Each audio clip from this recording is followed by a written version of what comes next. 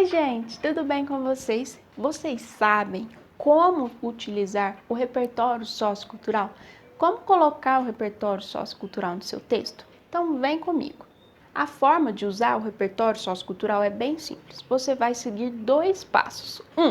Colocar o repertório sociocultural e 2, fazer a ponte entre o repertório sociocultural e o tema de redação ou o problema que você está argumentando no seu texto.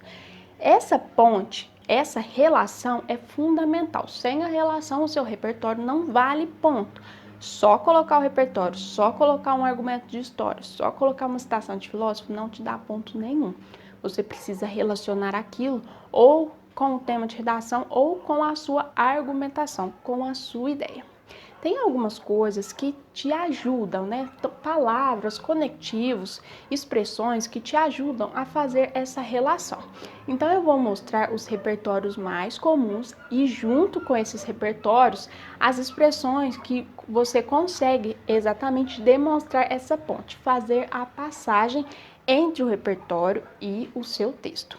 Por exemplo, num repertório que seja com música, né? Você cita uma letra de música específica ou você conta da música em geral, e aí você pode colocar a seguinte expressão: a letra da música evidencia, e aí você diz.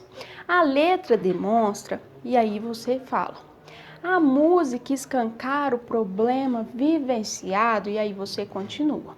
Essas expressões que eu acabei de te mostrar te ajudam a colocar o que importa no seu texto, né? Você fala a música e aí você faz a ponte. Essa música demonstra isso exatamente que eu estou argumentando. E aí você faz a ponte e o seu repertório se torna produtivo, ou seja, o seu repertório passa a valer ponto.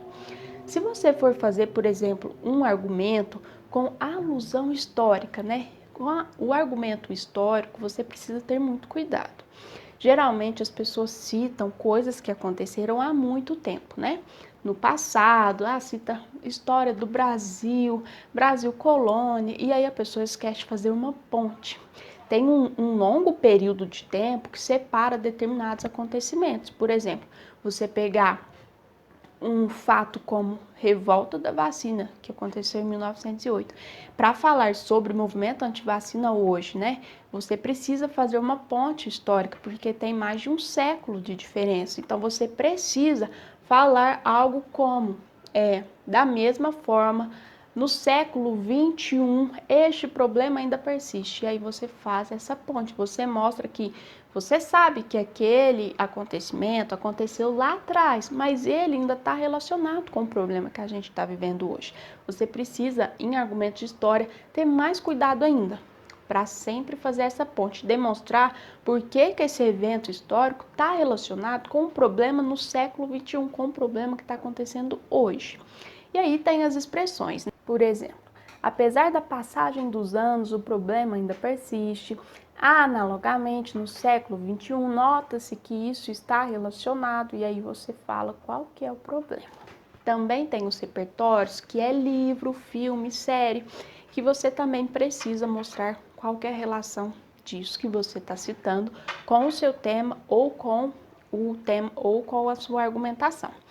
O livro, no caso do livro, da série, do filme, uma dica muito importante: coloque sempre o trecho que importa.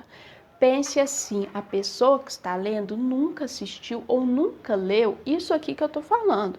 Então eu tenho que ir direto ao ponto, eu tenho que mostrar para ela que isso que eu estou falando tem relação. Então, ou você faz um resumão da história, ou você pula, né, o contexto geral e vai num ponto específico, uma cena, um acontecimento, uma conversa, e aí você vai para o ponto específico para mostrar que aquilo está relacionado com o tema.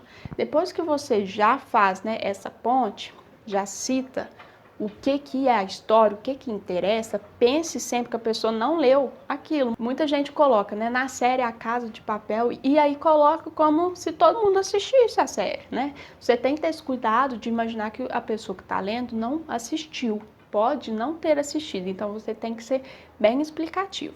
E aí você faz a ponte. Por exemplo, se for um filme, algo que não é baseado na realidade, como a maioria das coisas, você fala, fora da ficção, pode-se perceber que este problema ainda existe. Ou, fora da ficção, é fácil perceber que esse problema tá.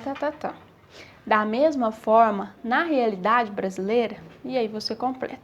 Analogamente, tal fato retrata o problema, e aí você faz a ponte entre o seu repertório e o seu problema, o seu argumento. Outro repertório bem comum é o de filosofia e de sociologia, né, em que a pessoa cita o pensamento do filósofo ou do sociólogo. Então, você cita o pensamento, tenha sempre cuidado para não descontextualizar totalmente o pensamento, tentar aplicar o pensamento do filósofo a qualquer tema de redação, porque isso também não é bacana. Então, você vai citar o pensamento, vai falar o que é o seu repertório de filosofia e sociologia e vai fazer a ponte. Você pode fazer a ponte falando, por exemplo, tal pensamento pode ser relacionado, e aí você cita o problema. Por fim, você tem os exemplos do cotidiano, que também são repertórios muito utilizados pelos alunos. Os exemplos são aqueles casos que aconteceram e que ilustram o problema que você está falando. Então, você pode falar, por exemplo, isso evidencia o problema, tal fato demonstra que o problema, como exemplo, tem-se o problema. E aí você faz essa ligação, essa ponte entre o exemplo e o seu argumento. Se você ainda tem alguma dúvida nesse ponto de como utilizar os repertórios, é só deixar aqui no comentário que eu te respondo. Tchau!